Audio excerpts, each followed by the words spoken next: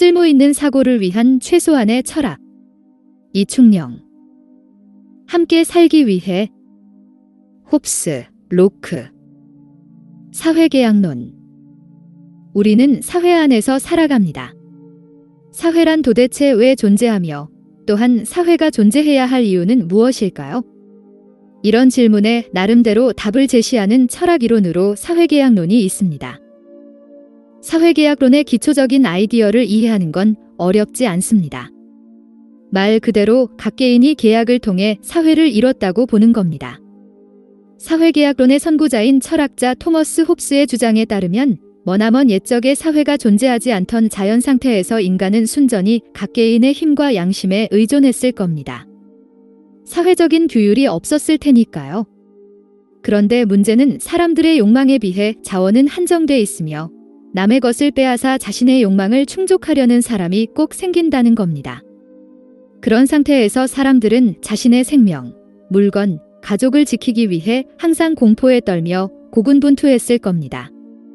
홉스가 만인에 대한 만인의 투쟁 상태로 요약하는 암울한 상황이죠.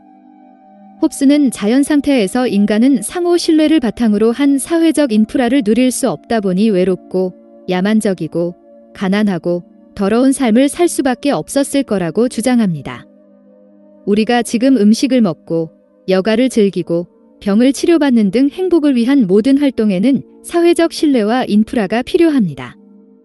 모든 사람이 각자 도생하는 자연적 상황에서는 이런 걸 하나도 누릴 수 없었겠죠. 그래서 아마 사람들은 이렇게 계속 불안하게 사는 것보다는 사회를 이루어 사는 게 더 낫겠다는 판단을 내렸을 겁니다. 그리곤 공통의 법을 지키며 살자고 합의를 봤을 것이며 법 집행 권력을 가진 국가가 생겨났을 겁니다. 이런 관점에 따르면 국가가 계약에 기초하고 있기 때문에 아주 특수한 상황이 아닌 이상 법에 어긋나는 행동을 선택해선 안 됩니다. 그건 합의를 파괴하는 일이니까요. 이게 사회계약론자들의 생각입니다. 그런데 사회계약론에는 한 가지 커다란 문제가 있습니다. 실제 인간의 역사에서 그런 계약의 순간이 있었는지가 아주 불분명하다는 겁니다. 지금 시대를 살아가는 우리 한 사람 한 사람은 분명 그런 계약을 한 적이 없습니다. 대부분은 태어나면서부터 부모의 나라에 속한 채 살아왔을 뿐이죠.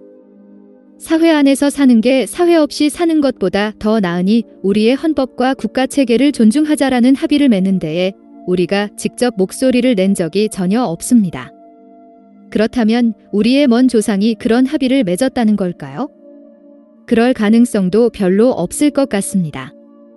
아마 국가는 부족을 이루며 살던 원시 인류 사회가 점차 발전하면서 생겨났을 겁니다. 그 과정에서 사람들을 모두 모아놓고 앞으로 우리 법 질서를 갖춘 국가를 만들래? 라고 물어보며 투표 같은 걸 한 적은 없을 거라는 겁니다. 홉스도 이 점을 잘 알고 있었던 것 같습니다. 그는 아마 실제의 국가가 대부분 무력에 의해 생겨났을 거라고 생각했습니다.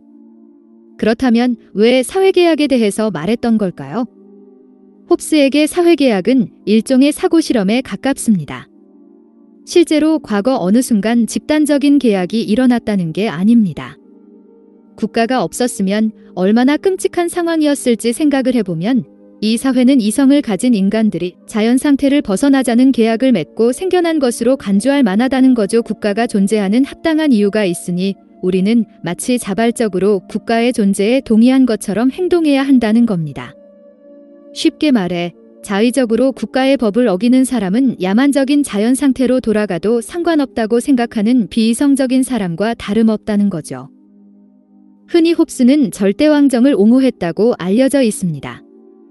하지만 그것보다 훨씬 더 중요한 건 그가 국가 권력이 한 점으로 집중돼야만 한다고 봤다는 겁니다.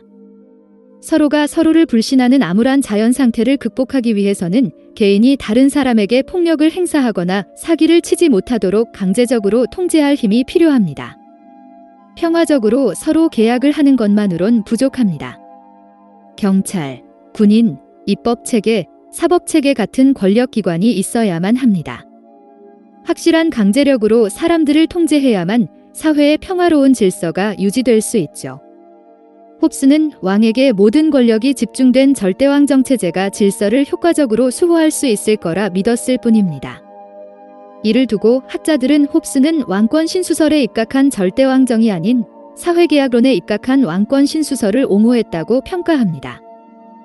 끝으로 모든 사회계약론자들이 홉스처럼 자연 상태의 사람들이 암울하게 살아갔을 거라고 생각한 건 아니었습니다.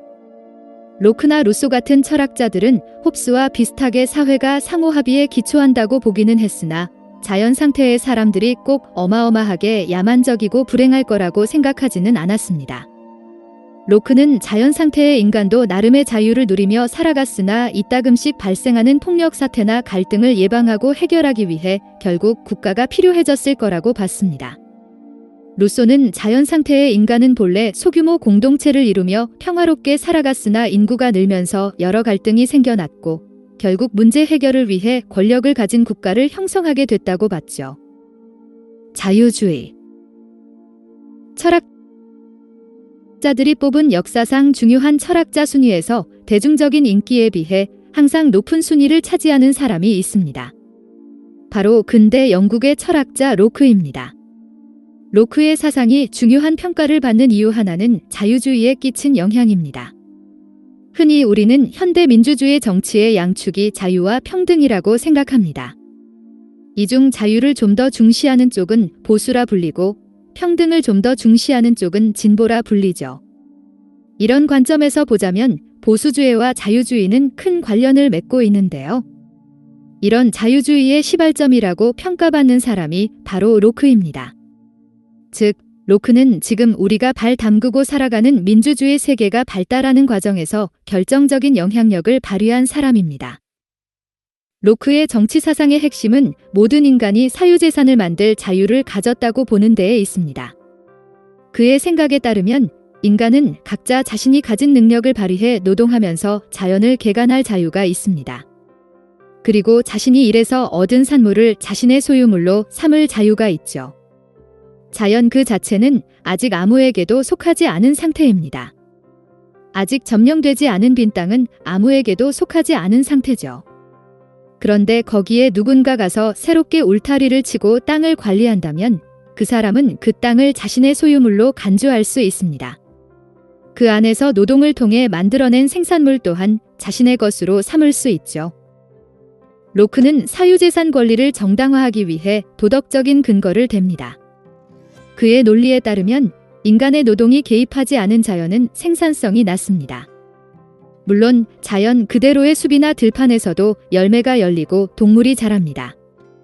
하지만 똑같은 크기의 땅을 인간이 관리해서 과수원이나 목장으로 만들면 훨씬 더 많은 생산물을 얻으며 삶을 풍요롭게 만들 수 있죠. 따라서 노동을 통해 자연을 개간하고 소유물로 삼는 건 단순한 욕심 이상입니다. 세상을 더 풍요롭게 만드는데 기여하는 좋은 일입니다. 다르게 말하면 신의 뜻을 펼치는 일이기도 하죠. 인간은 세상의 풍요에 기여한 만큼 그 산물을 자신의 것으로 삼을 권리가 있습니다. 로크가 사유재산에 도덕적인 근거를 부여한 만큼 그는 인간이 자신의 소유물을 낭비할 권리는 없다고 봤습니다.